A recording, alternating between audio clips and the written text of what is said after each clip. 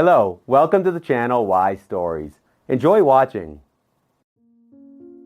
At the city ambulance station, everything was as usual on that day. Calls with questions regarding injuries, high body temperature, headaches, diarrhea of children, and so on. And, of course, there were many requests and even orders to come urgently, pronounced in loud, anxious voices. "Where are we going now?" Luisana asked the phone dispatcher, an elderly gray-haired woman in her 60s. "To the village outside the city." A 52-year-old man lost consciousness on the street. "An eyewitness called us." Luisana sighed. They had to drive at least 15 kilometers. "Here, it's ready," said the dispatcher, handing Luisana the documents. Within a minute, the ambulance crew was already in the car, leaving the city ambulance station. However, the entire crew consisted only of paramedic Luisana Asnicar and driver Raul, who, however, had special training in providing emergency medical assistance and had often helped the medics in their difficult work on calls. Luisana was a good paramedic. At 34, she already had extensive experience in medicine. She had worked in a hospital where she partly performed the functions of a general practitioner. But for the last 9 years, she had been working at the city ambulance station. The work was hard, even by medical standards, but the woman was genuinely in love with her profession. At the entrance to the settlement, local residents actively greeted the ambulance car, waving their hands and pointing the driver in the direction to go. In general, it seemed that the entire population of this small town had come out of their homes. The main street was so crowded with people. "Do they have some kind of holiday?" the paramedic asked the driver. "It's September. Probably a harvest festival," Raul replied. When the car pulled up to the village market, Luisana saw a huge man, no less than 2 meters tall, standing near one of the stalls and waving both hands vigorously. Raul drove up to the spot as much as possible and stopped.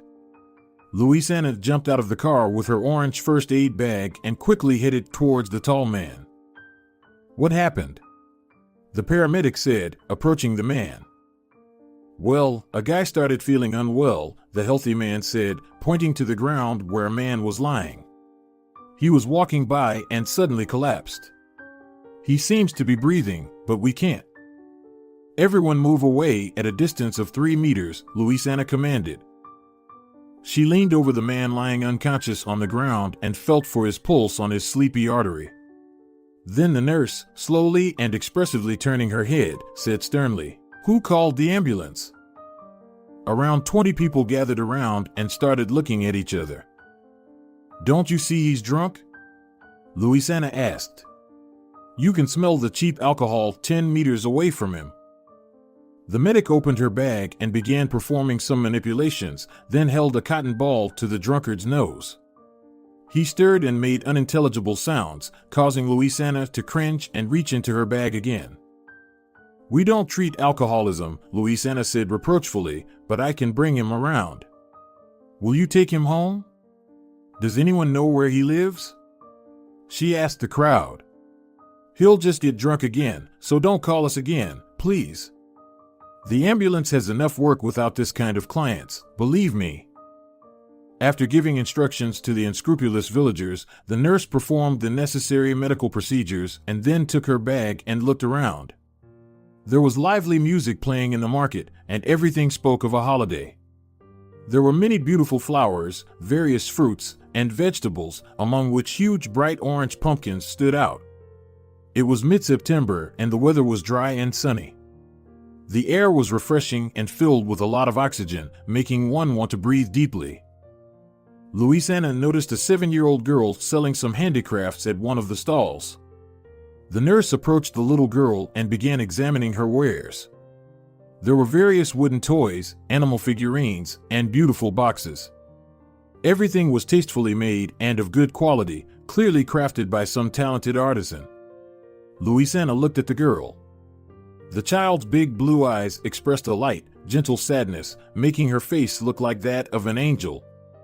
Russet curly locks fell from under her hat onto the girl's shoulders. "Please buy a box or a toy," the little girl said softly. "They bring good luck." My uncle carves them out of wood, makes the drawings, and then paints them himself. Buy something, please. Where is your uncle? Why isn't he selling them himself? Luisana asked. He's sick and can't leave the house. That's why I'm selling them. Don't think he's forcing me to. He's a good man. I decided to sell the goods on my own. The woman's heart ached. I'll buy this one, she said, pointing to the chest with a temple carved on the lid.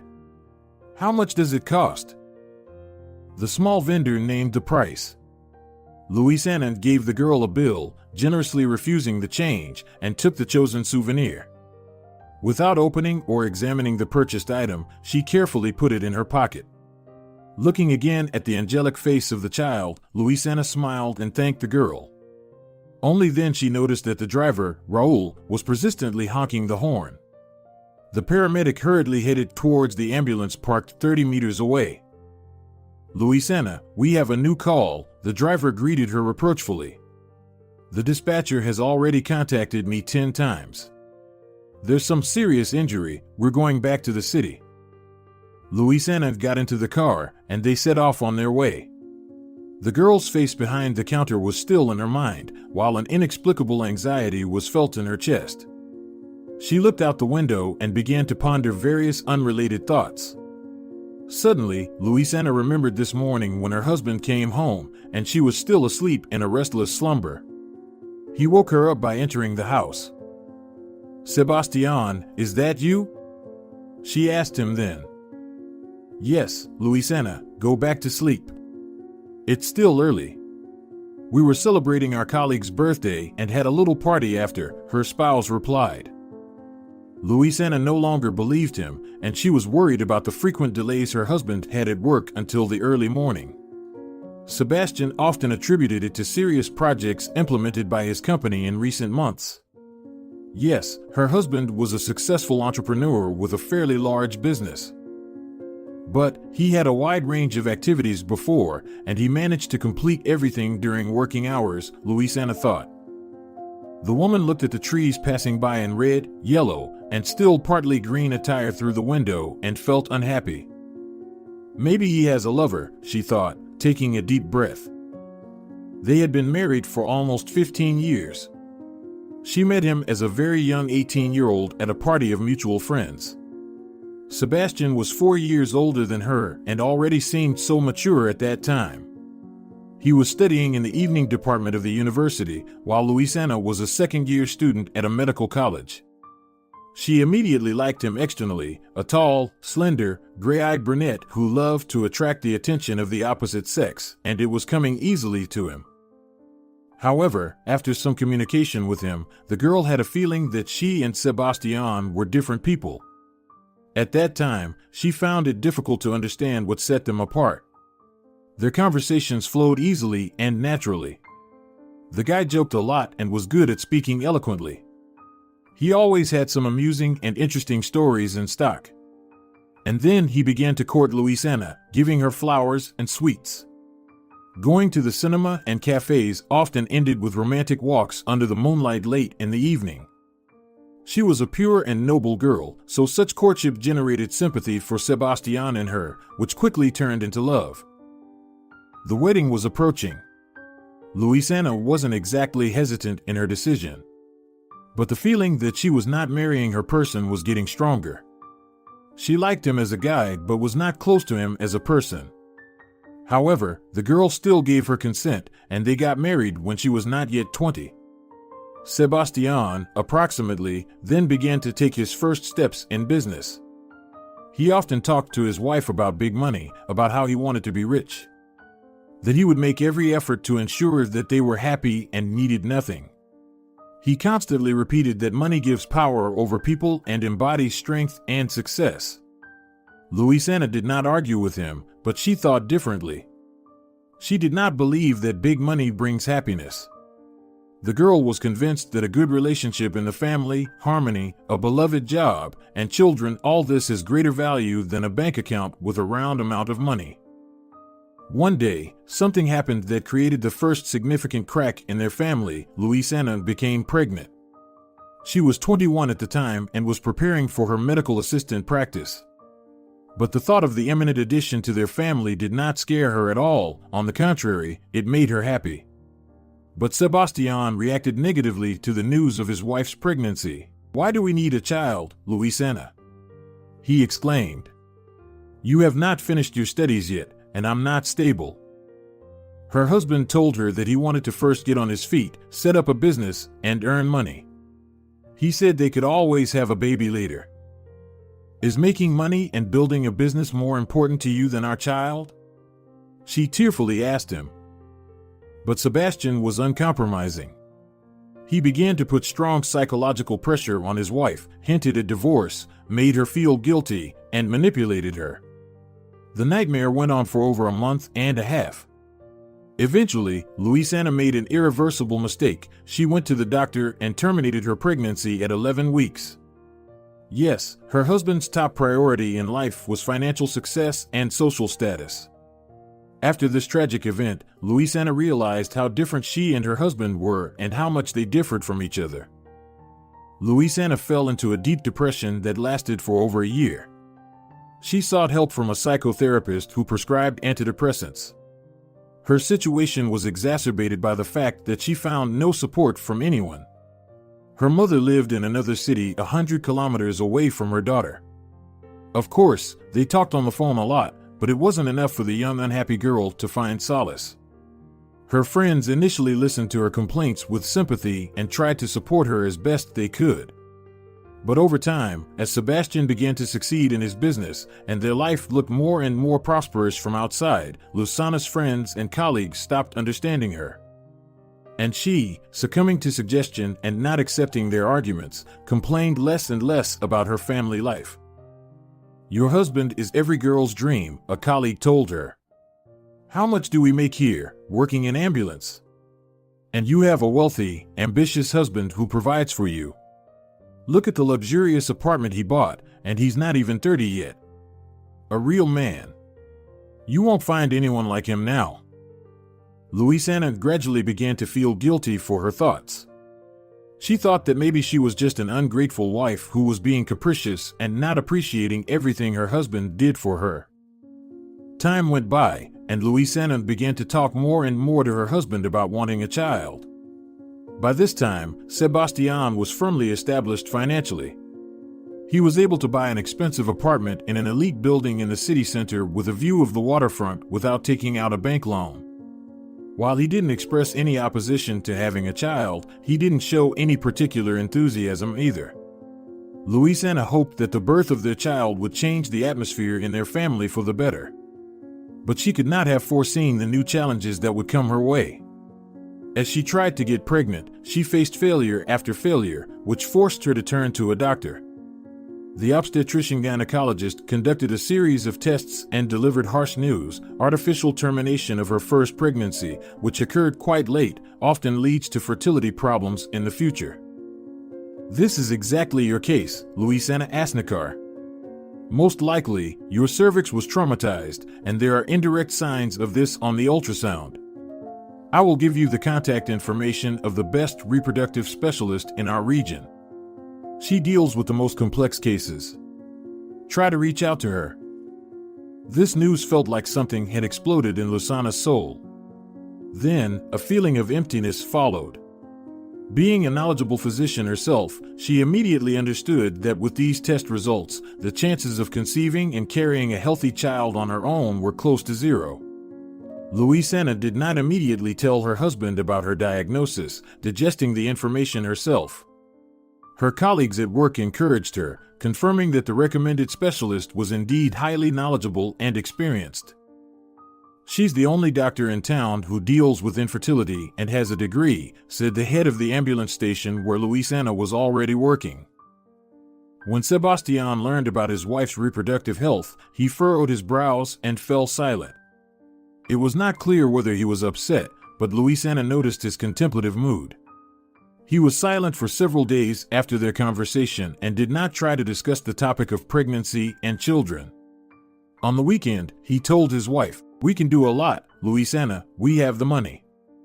I will send you to treatment in Germany or Israel. They have IVF there. I don't know, maybe something else. I'm not familiar with it. Or go see this doctor for now. Maybe she can help since everyone speaks so highly of her. The discussion between the spouses about the problem had ended. Sebastian, as always, was busy with his business and only came home to spend the night. After pondering for several days, Luisana called the doctor and made an appointment. She underwent various tests, including some genetic tests for both spouses. To his displeasure, Sebastian had to accompany his wife to the diagnostic center and spend half a day there. The doctor concluded that the patient not only had problems with the implantation of the fertilized egg, but also with conception itself. She was prescribed a 6-month course of hormonal therapy and a series of physiotherapeutic manipulations. However, the unfortunate woman still could not get pregnant. Several more months passed, and the doctor suggested resorting to IVF. Luisana took time off at work and was admitted to a family planning and reproductive center. After the first unsuccessful attempt at embryo transfer, which ended in a miscarriage, the reproductive specialist stated, "Luisana Asnicar, I'm really sorry, but you will never be able to carry a child yourself. We performed an ultrasound after the miscarriage, and it showed that your condition does not allow you to do so. Your only option is to resort to surrogacy. Another woman will carry your child."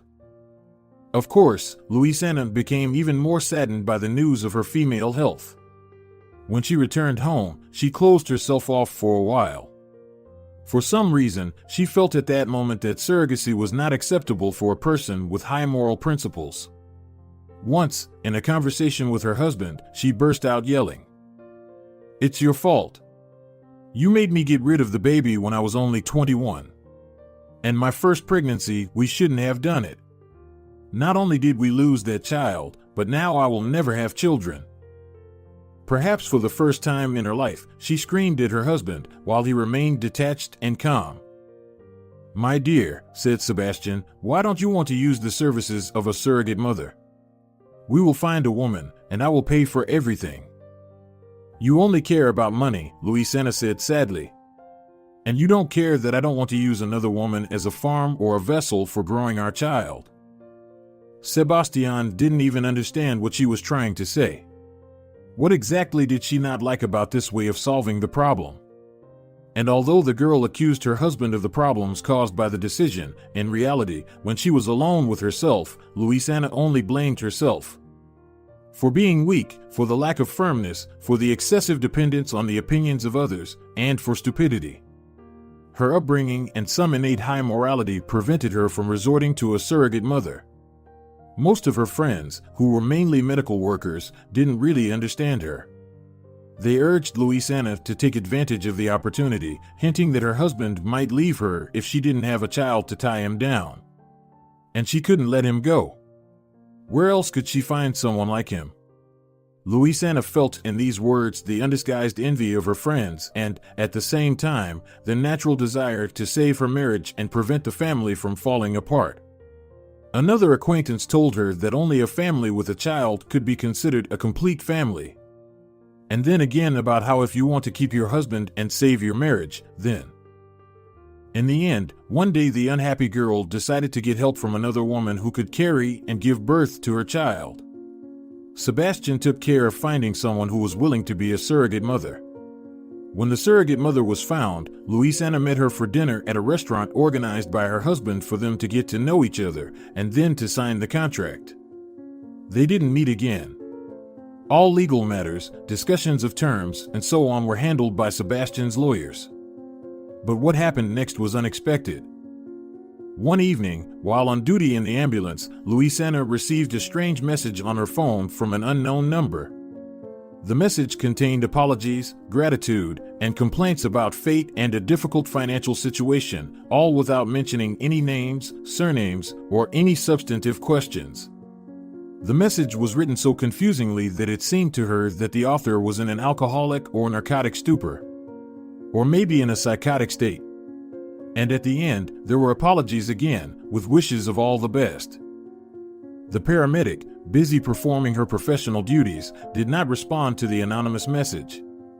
Besides, she was sure that the message was sent to her by mistake.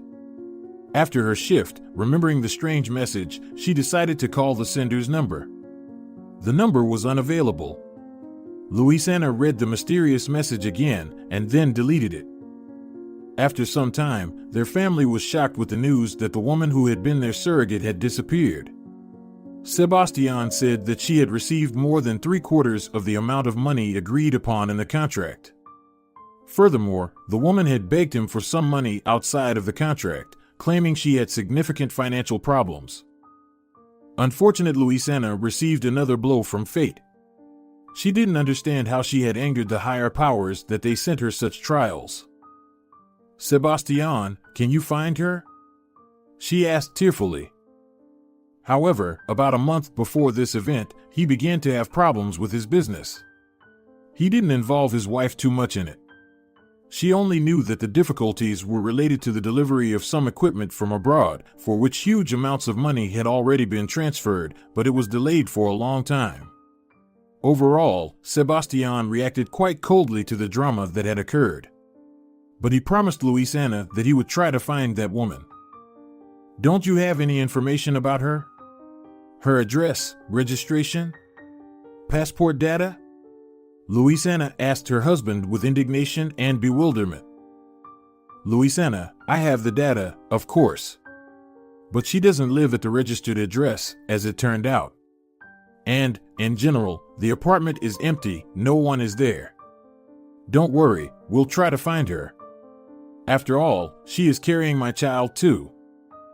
But Luisana couldn't understand how this could happen.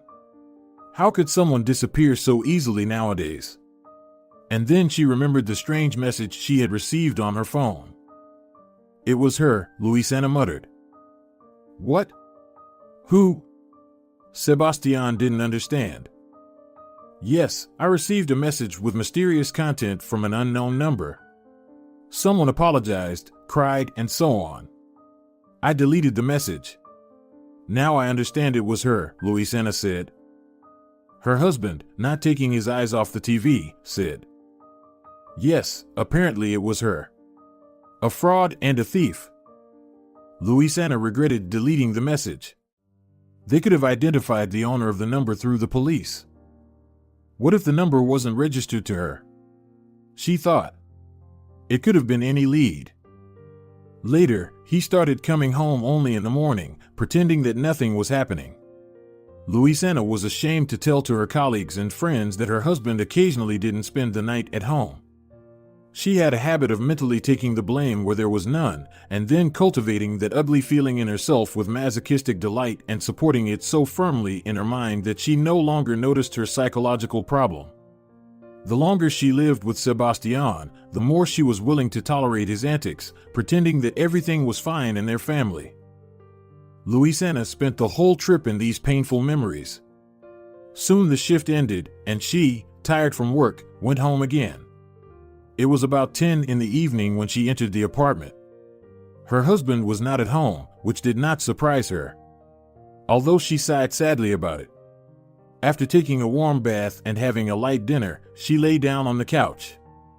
Suddenly, she remembered the girl at the rural market and the box she bought from her. Luisana got up slowly and took her bag. "Still, it's a beautiful thing," she said aloud, taking out the box. "People can really create great stuff with their own hands." She sat down on the couch. The thing was well decorated on the outside and produced pleasant tactile sensations.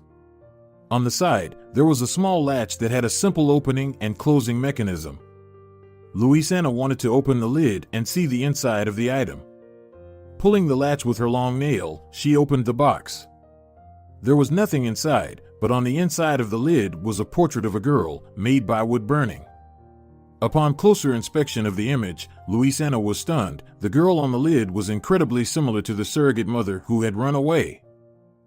"It can't be," whispered Luisana, bringing the box closer to her eyes several times, trying to see the depicted face as clearly as possible. Still not believing what she saw, she got up and began pacing around the room, trying to gather her thoughts. How could this girl be depicted on this box bought in a village? Luisana exclaimed rather loudly. Or rather, who drew her and why? She looked at the portrait again. It's scorched, she thought. Yes, exactly. It's not painted, it's done with a burning tool. What the hell? Luisana looked at the entrance door as if trying to find the answer to when Sebastian would arrive. Then she walked quickly to the window and looked outside. It was already quite dark, but the courtyard was well lit by street lamps. There were no people on the street. Luisana started pacing again, periodically glancing at the box she held in her hand. She felt her mouth go dry and a slight tremble in her hands. There can be no mistakes, she mused aloud. The mole on her left cheek, the distinctive eye shape, and those curls, it's definitely her. I remember this face perfectly, even though it's been. Where is Sebastian? The shocked woman almost shouted. She took her phone and decided to call him. Recently, their relationship had been such that it was not acceptable to call each other if one of them was at work. But this was a special case, and Luisana was eager to tell her husband about what had happened. As she opened his number on her phone screen, she hesitated. No, I'll text him, she decided. When she opened the messenger, she saw that he had not been online since morning. A heartbreaking sadness began to replace the wild shock in her heart. Luisana felt herself starting to calm down. She then exited the app, turned off the screen, and slowly placed her phone on the coffee table. She suddenly felt like crying, a lump forming in her throat, and she closed her eyes. After sitting like that for 10 minutes, she got up and headed to the bedroom. Opening her wardrobe, Luisana put the box in the most secluded place she could find. She decided not to tell her husband about the mysterious purchase and figure it all out for herself. I have a day off tomorrow, I'll go to that town outside the city. Maybe I'll meet that girl again, Luisana thought. What a luck, she said out loud and smiled. She suddenly remembered the little salesgirl with an angelic face who had persuaded her to buy some trinket, claiming they bring luck.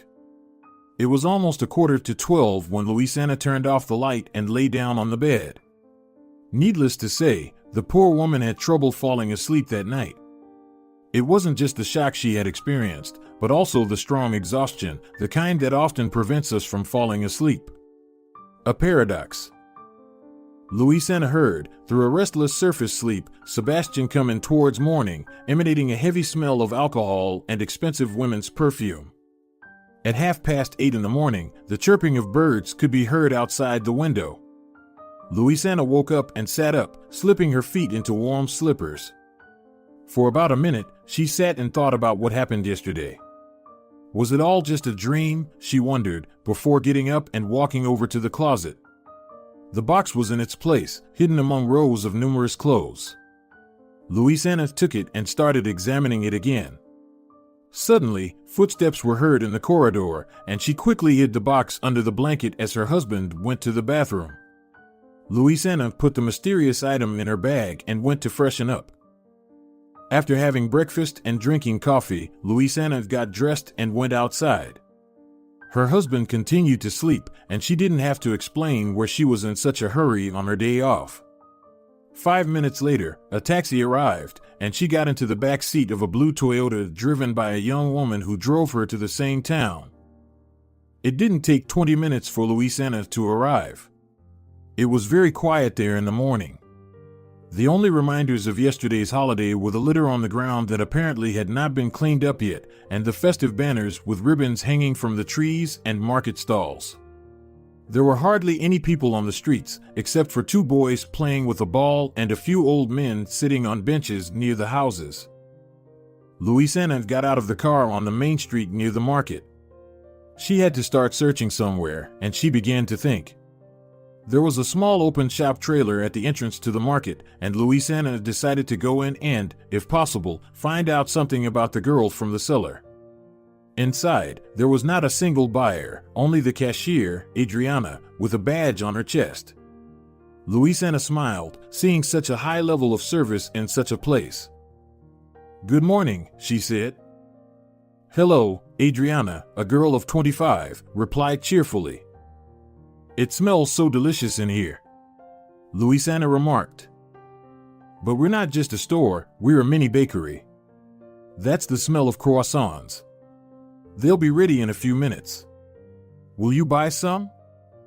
It's hard to resist such a smell, Luisana said, smiling. I'll take about 7 and something to drink. Do you have any juice? Of course, the girl replied. We have a big selection. No worse than in the city. You're from the city, right? I haven't seen you before. Yes, you're right, I live in the city. Well, then, give me some apple and orange juice. And some candies, any expensive ones. The seller quickly gathered what the customer requested and disappeared into a small room hidden from the store's visitors by a curtain. Apparently, it was an improvised bakery. After a while, Adriana emerged from there with hot, aromatic croissants arranged in a disposable container and handed them to the guest with a smile. Thank you so much, Luisana said as she started to pay. Adriana, do you happen to know a 7-year-old girl in this village who sells handmade crafts at the market made by her uncle? The seller looked carefully at Luisana and said, Yes, we have many girls here in the village. It's not a small village, after all. But I don't know any children who sell at the market. Why do you ask? You see, something happened, Luisana began to answer slowly, as if considering her response. I was here at the festival yesterday and bought something from this girl, and... She paused for a moment. Anyway, I need to buy something else from her. It's a very good, high-quality item. You can tell it's made by a real master. The girl looked at the customer skeptically. I see. Maybe she's not from our village. People from other villages come here for the harvest festival. And how far away are they? The villages? No more than 3 or 4 kilometers. But there are also some farther away. There are several of them, and they are located in all directions from our village. Who can I ask then? Maybe you can suggest someone. Someone who might know this girl and would agree to help me? I can't go to every village in the surrounding area. Adriana thought for a moment and then said, I don't know. It's better not to go to the police, I think. You'll have to explain everything in detail, and even then, the police officer may not give you the girl's address. You're not related to her, are you? No, Luisana replied. Well, there you go. Who knows why you want to find this girl? Our police are strict and vigilant. Try going to the alcalde instead. He's a simple man, always listens to everyone, and helps if he can. The girl gave Luisana the alcalde's address and explained how to get to his house. Luisana thanked the shopkeeper and left with her purchases. Outside, a beautiful autumn day was beginning with bright, September sun that still warmed the air. Life was stirring on the main street with its rural activities. Some were going to the market to trade, others were shopping. Children with their parents were going to the playground. Luisana scanned the kids for the girl from yesterday, but she was nowhere to be found. Luisana quickly found the alcalde's house. It was right next to the market and stood out from the neighboring houses, which apparently belonged to the local elite, but it was modest and simple. The other buildings on this street looked quite rich. Luisana approached the gate, where there was a bell, and pressed it. Immediately, 3 dogs began to bark. A man in his 50s opened the gate a couple of minutes later. Hello, who are you here to see? He asked. Hello. I'm sorry to bother you. Does the alcalde live here? The unexpected guest politely inquired. You don't bother me at all, the man kindly replied. He does live here. I'm listening. Is it you? Oh, I'm sorry, I don't know your name, Luisana said. Patricio Fandino. Come in, the alcalde said, making a characteristic gesture with his hand. What's your name? What do you want from me? The host asked when they entered his house's veranda. My name is Luisana. I came from the city. I really need to find a little girl. I don't know her name, but she's about 7 or 8 years old. Yesterday, she was selling wooden crafts at the market, and I bought some from her. Here she took a box out of her bag and showed it to the mayor. Why do you need her? The man asked seriously. Luisana decided to tell him the truth. You see, there's a woman on this box who went missing. Look, she opened the box and showed the portrait. I need to find out where this girl, or rather her uncle who made this thing, knows this woman from. I really need to find her. She stole my child.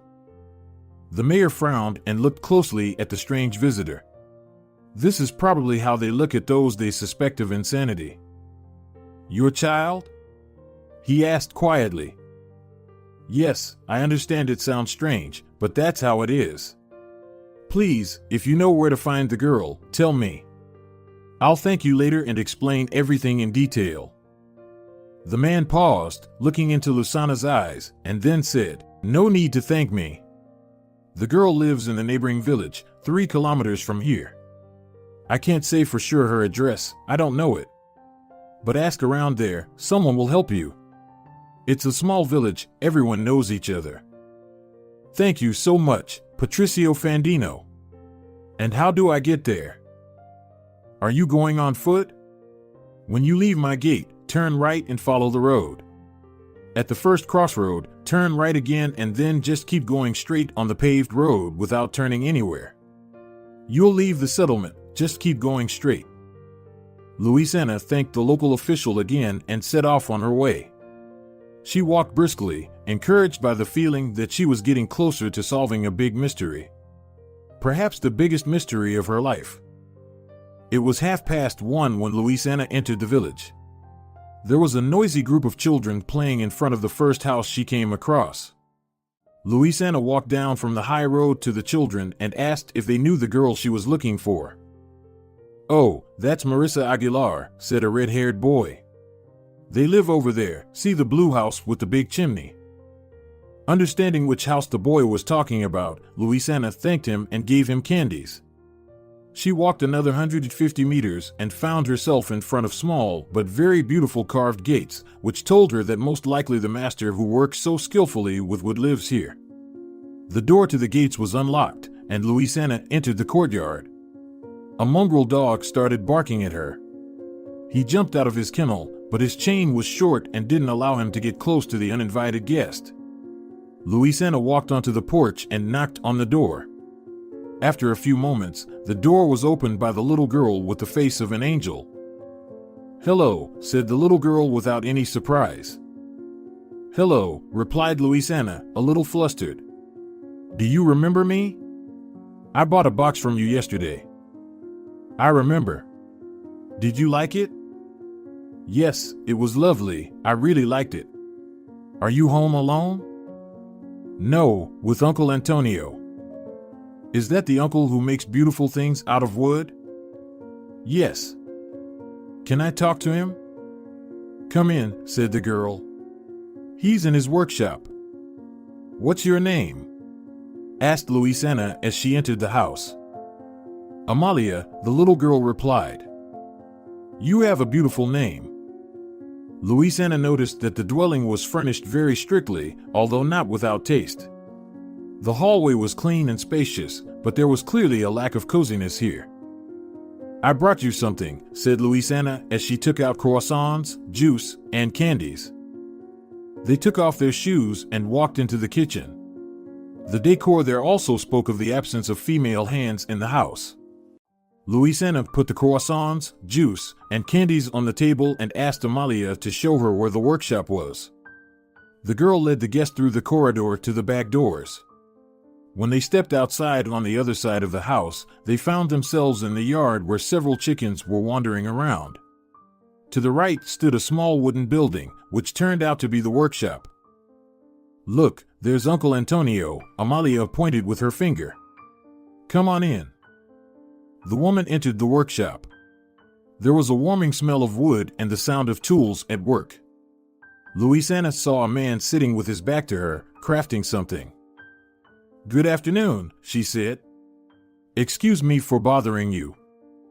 When the man put down his tools and turned to face her, Luisana noticed that he was sitting in a wheelchair. "Hello," he said in surprise. "Who are you?" "My name is Luisana. I came to see you from the city. I apologize once again for bothering you. Yesterday, I was in the neighboring village on business and bought a box from your niece at the local market. You made it, I understand?" "Well, if my niece sold it, then yes, I made it. What's the matter?" "Oh, nothing is wrong. The item is beautiful and well made. I just..." She stopped to catch her breath, then took out the box and opened it. "There's a woman on the lid, and I wanted to know where she is now." Antonio furrowed his brow. Luisana stared at his face, waiting for an answer. Only now did she notice that this man was incredibly handsome. He looked to be around 35, with large light green eyes, thick curly dark brown hair, straight features, a straight nose, masculine cheekbones, and a chin that made him look like an aristocrat or a classic movie hero. "May I know why you are interested in this woman?" Antonio asked seriously. "She stole something from me. Or rather, someone. My sister couldn't steal anything," the man said loudly and irritably. "Your sister? Is this your sister?" "Yes, my sister. She's joined the majority." Luisana looked at Antonio in surprise. "She died shortly after giving birth, and her daughter, Amalia, now lives with me." Luisana felt sick and began looking for a place to sit. Upon seeing the woman's pale face and eyes that had become detached in an instant, Antonio grew concerned and offered her a chair by the table. When the guest regained consciousness, she asked to hear more details about the story of her deceased sister. Casilda really wanted to earn money to go to the capital and get a good education there, the man began, changing his skeptical, irritated tone to a more sympathetic one. It was her dream. She tried different ways, even started some kind of business. But of course, she didn't achieve anything. Then a crazy idea came to her to become a surrogate mother. The money was good and it was fast. And she didn't have to do much. She was young and perfectly healthy. She thought everything would be easy and that she would leave for the capital in 9 months. She found a wealthy family, signed a contract, she became pregnant, everything was going well. She received a 10% advance, and then the future child's father, a tough city businessman, backed out of the deal. He told her that he and his wife no longer needed a child and he had no money, that there was a crisis in his business. He sent her away.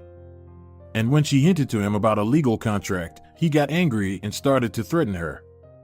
And then he said mockingly that the best lawyers in the city work for him. He said, "Try your best and make me pay you through the courts." Well, what was left for Casilda to do? Going to court requires a lot of money for a lawyer.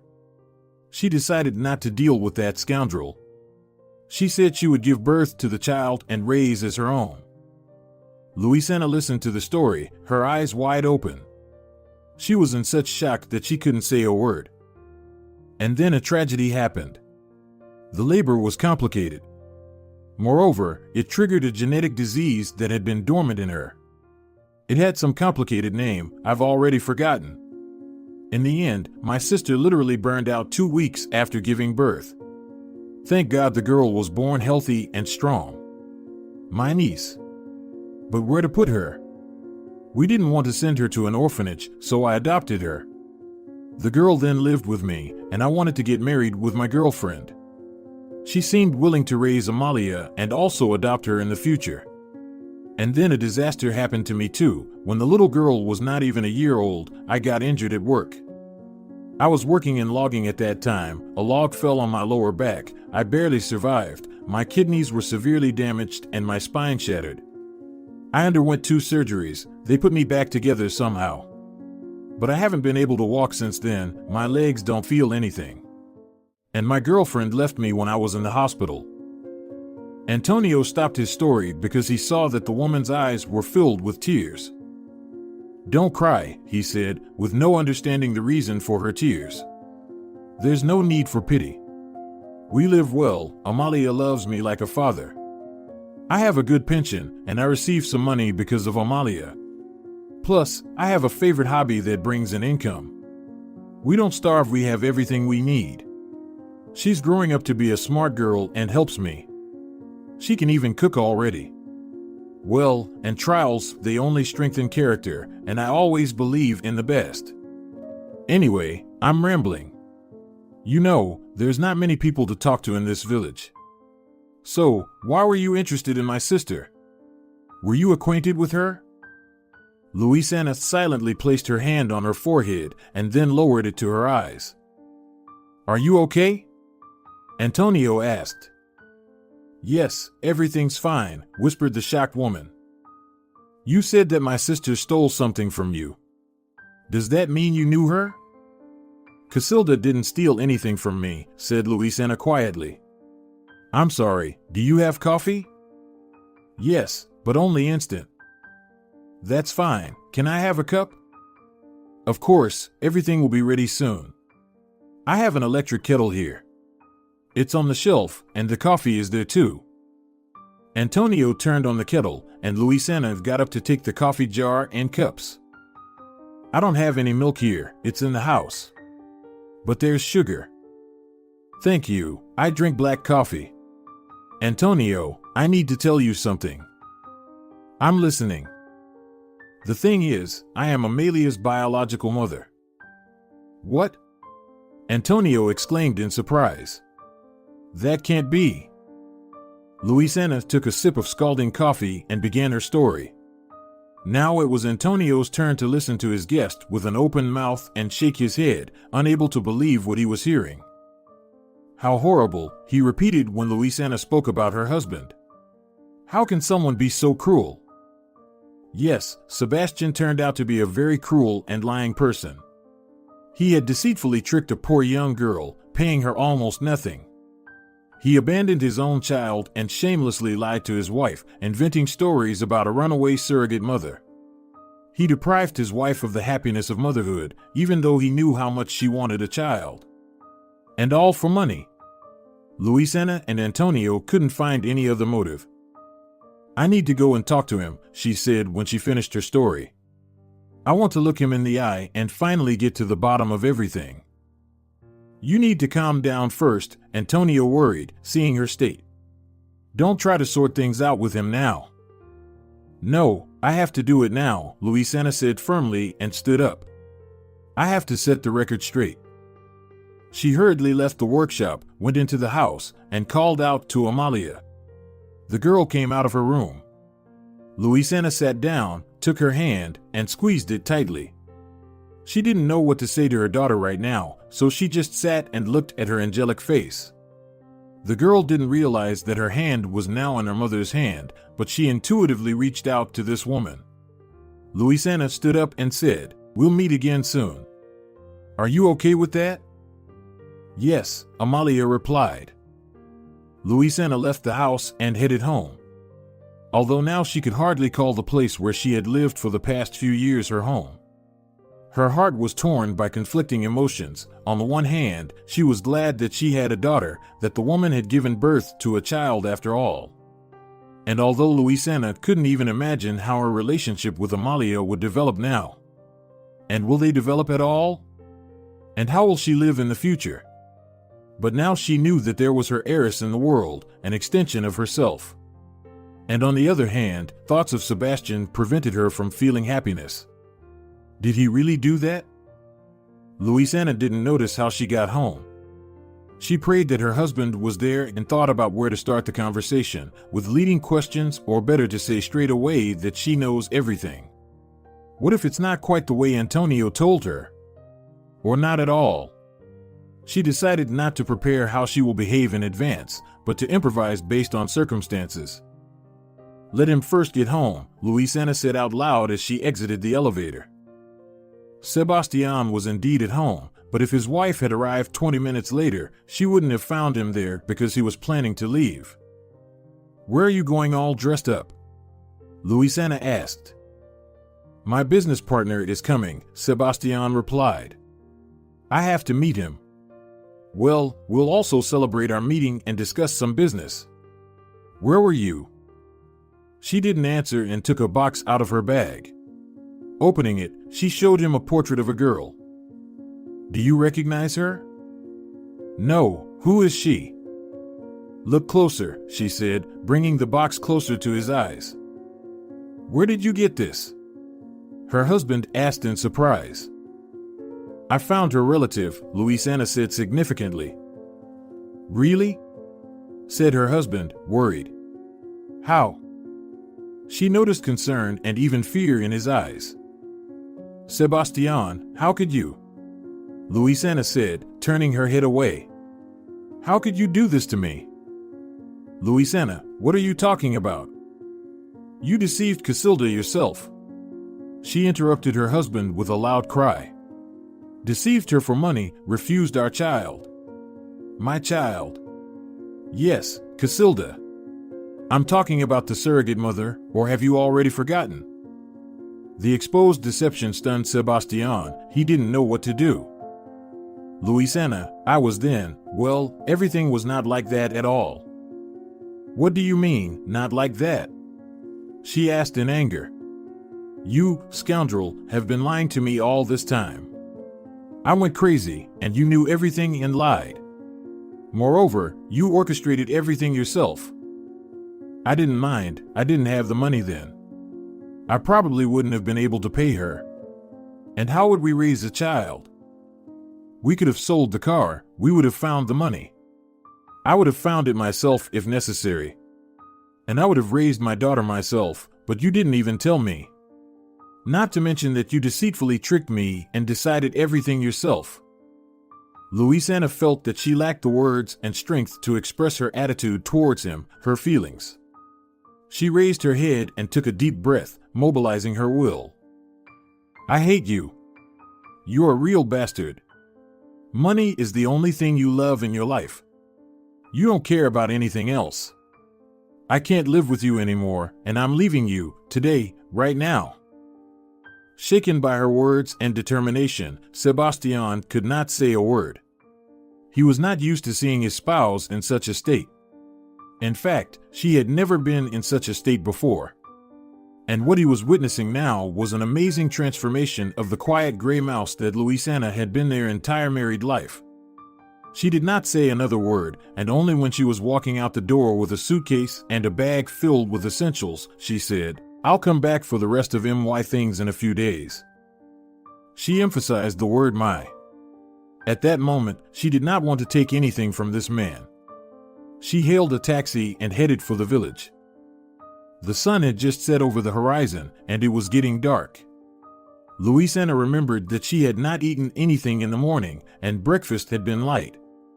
Passing by a small restaurant, she asked the driver to stop for a few minutes. Half an hour later, Luisana was standing at the gate of her daughter's house with pizza and her belongings that she was able to collect. Antonio and Amalia were both happy to see her return in their own ways. The girl was happy, of course, not only about Luisana but also about the pizza. And her uncle breathed a sigh of relief, knowing that Luisana was okay and that everything had worked out without a big scandal or other foolishness. "Antonio, can I stay with you for a while?" Luisana asked when they were drinking tea after the pizza. "Of course, no questions asked," the man answered without hesitation. He not only understood the situation of the unhappy woman but also realized that his niece now had a mother. She may not have carried her for 9 months under her heart, and she may not have raised her all these 7 years, but in terms of blood relationship, no one was closer to Amalia. And the girl needed a mother. Antonio understood all of this and hoped that Luisana would quickly find a connection with the child and warm feelings would develop between them. A month passed after these events. Luisana filed for divorce, but Sebastian ignored it, so she decided to take him to court. At first, Luisana did not think about dividing property, but his behavior killed the last remnants of her respect for her ex-husband. After thinking it over and considering the fact that Amalia was Sebastian's biological daughter and that he had not paid the surrogate mother 90% of the agreed sum, the woman decided to divide the property. Luisana did this for her daughter, first of all. And also, in tribute to the memory of the woman who gave her daughter at the cost of her own life. They still lived together in the village, and Luisana commuted to the city for work. Amalia quickly became attached to her mother, although they decided not to tell the girl anything yet. Antonio continued to work on his beloved craft, but they no longer allowed the child to trade it. They found a woman at the market who agreed to sell handicrafts for a small percentage. One day, Antonio received a large order, a series of wooden toys for various purposes for coloring, developing logic, motor skills was required for a children's home for those with limited abilities. Luisana saw how enthusiastically and lovingly he worked and admired his hard work. "I'm not doing this for the money," he said one day. "I just love it. Not everything can be measured in bills, although you can't live in society without them. But, you know, Luisana, I wanted to give these toys to the kids. And the director is such a kind and understanding woman. She didn't want to hear anything about it. Like, the government allocates money for programs, and I shouldn't work for free. Every job should be paid, that's all. Especially since I have Amalia, I'm already thinking about her education. I want her to graduate from something prestigious. I'm saving money little by little." Luisana liked his kindness and selflessness. Against the backdrop of her ex-husband, and in general, most men, these qualities looked alien. And, of course, this attracted her as a woman. Inner qualities, like a valuable painting, were inserted into a beautiful frame, in the role of which Antonio's appearance acted. First of all, his face and hands. He was handsome and could find himself a girl, but he did not think about any relationships, not wanting to be a burden. Luisana understood this from his words, accidentally uttered once, and treated his position with respect. But life together, caring for the girl and for each other, interaction in everyday life, all this could not pass without a trace. Romantic feelings arose between Luisana and Antonio, which quickly grew into something more. They did not explain their love to each other, understanding everything without words. Luisana only told him that she would cure him, do everything so that he could walk again. He silently took her hand and pulled her close to him, hugging tightly. This was their love confession. 2 more months had passed. Luisana quit her old job and got a job at the local emergency station in the district center. It was closer, and she was paid well for the transfer to work in the village. The court split the property of the former spouses in half. Luisana was afraid that Sebastian might bring up their shared daughter in court and, on principle, start a custody battle for the child. He could have requested DNA tests, but fortunately, he didn't need Amalia, and his lawyer didn't mention her in court. Luisana gave part of the money she received to pay for Antonio's operation. At first, he categorically refused, but then she made him an offer. "I'll lend you the money. You'll get back on your feet, start working properly, and pay me back." It worked. They all went to the capital, rented an apartment there, and through her connections, Luisana found a competent neurosurgeon in the capital. Antonio underwent 2 operations that restored sensation in his legs. However, it did not immediately allow him to start walking, and he faced a long and difficult period of rehabilitation, which he went through at home. And only 3 months later, he took his first steps on his own. This day became a real celebration for all 3 of them, but Amalia was the happiest of all. She was so happy that she unexpectedly asked during the family dinner, "Can I call you Mom and Dad? I want to be like everyone else." Luisana couldn't hold back her tears and hugged her daughter. "Yes, dear, you can. We are your Mom and Dad." Antonio hugged and kissed them. "Equals, but first, we need to get married," he said with a smile. "I also want to have everything like normal people." Luisana smiled, and Antonio took out a small box from his pocket. "So, what do we need for a real wedding?" he asked his daughter. "A white dress," Amalia said loudly. "Well, it's too early for a dress," Antonio said with a laugh. "But I have the ring right now." He stood up, holding onto the back of the chair, then opened a red box, took out the ring, and said, "Luisana, I love you, and I ask you to marry me." Luisana, stunned by the surprise and smiling widely, asked him, "When did you have time to buy it?" "Mama, are you okay with this? Will you marry Dad?" Amalia impatiently asked. "I agree," Luisana replied, glowing with happiness. "I agree." And she hugged her fiancé and daughter. If you're enjoying it as well, leave a like and subscribe.